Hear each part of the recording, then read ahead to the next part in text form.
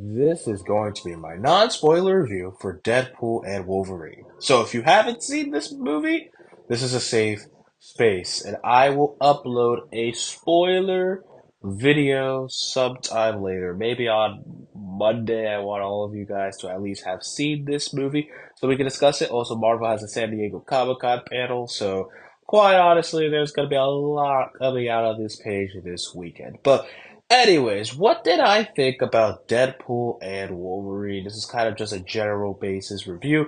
And then on top of that, I will do at the end a ranking of all of the Fox Mutant Legacy films because here's the funny thing. This felt more like a Fox Mutant Legacy movie to me. I don't know. I don't know the terminology they put for the Fox X-Men movies, but it felt more like that than really an MCU movie. I mean, sure, there are references to the MCU, but it is pretty self-contained in Deadpool's universe, which is the Fox X-Men universe.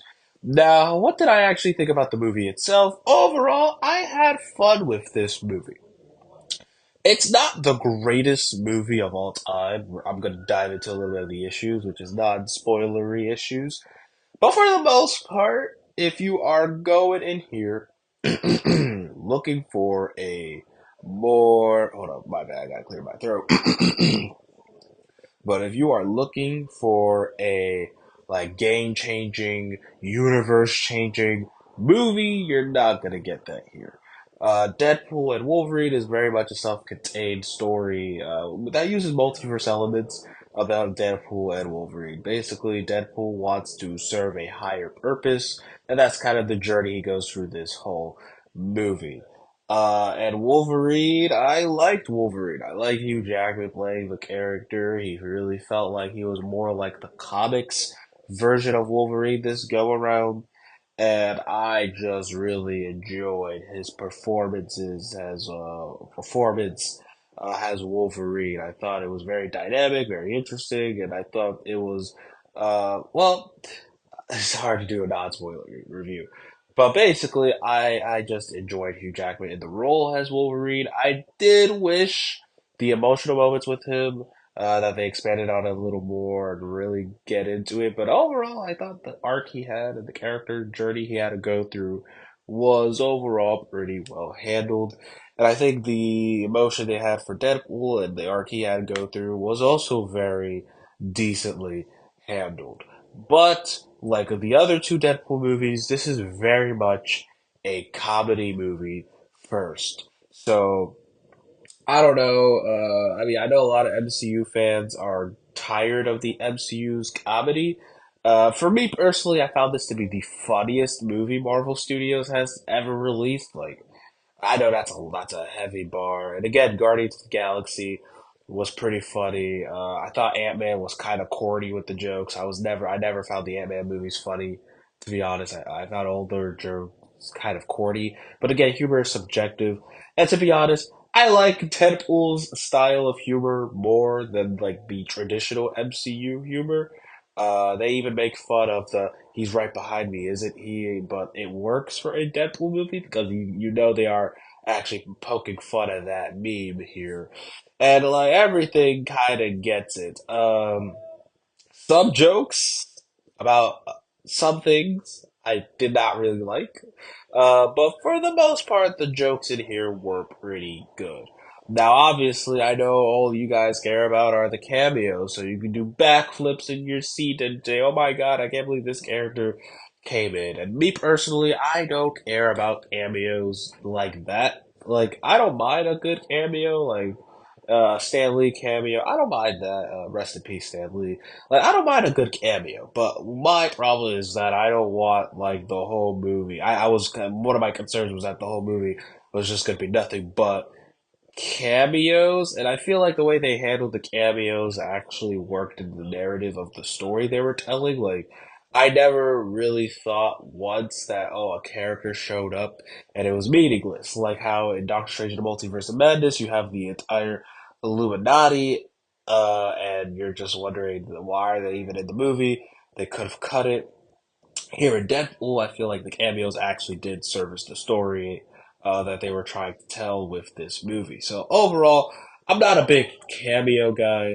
But I thought the cameos were pretty good, and most of them were pretty surprising for the most part. If you did look up spoilers and stuff, I would advise that. Don't look up spoilers. Just try to go in as blind as possible to this Deadpool and Wolverine movie.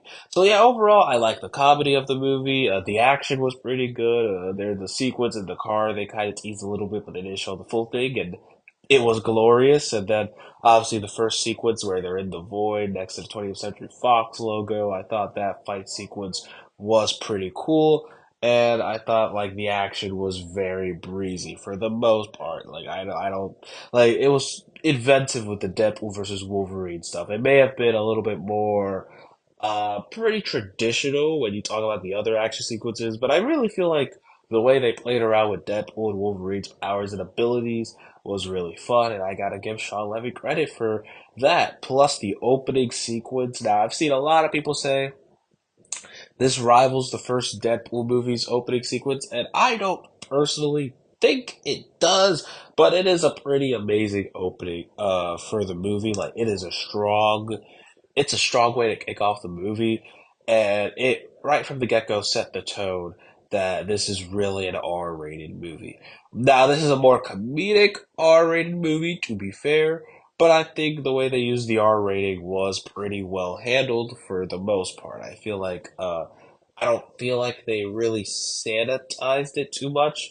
Um, but I feel, maybe the only parts that feel sanitized are like the dirty jokes, like the "I'm touching myself tonight" type of humor.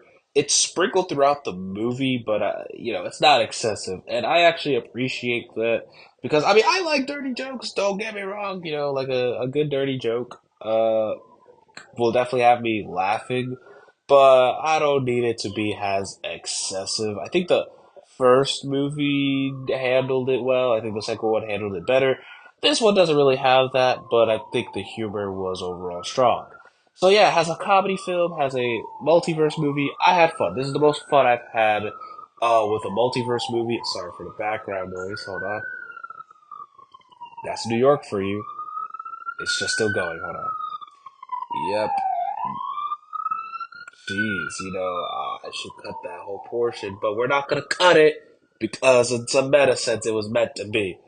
But anyways, overall, I thought as a comedy it worked. I thought as a fun movie it worked. It's clearly just trying to entertain you, and I think it did a pretty good job at that. Now, some of my issues. I think the plot got a little muddy in the middle, to be honest. I feel like there was a clear objective we had to get to, and the way we got there was a little bit muddied. It wasn't too clear about like what was kind of happening with some of the plot points and stuff. And the villain. I think Cassandra Nova is very mid. She's actually barely in the movie. I don't think that's particularly a spoiler because this is a very Deadpool and Wolverine focused movie. But I feel like Cassandra Nova was barely in the movie. Like she wasn't really um what's the word that I'm looking for? She wasn't really she was a big factor.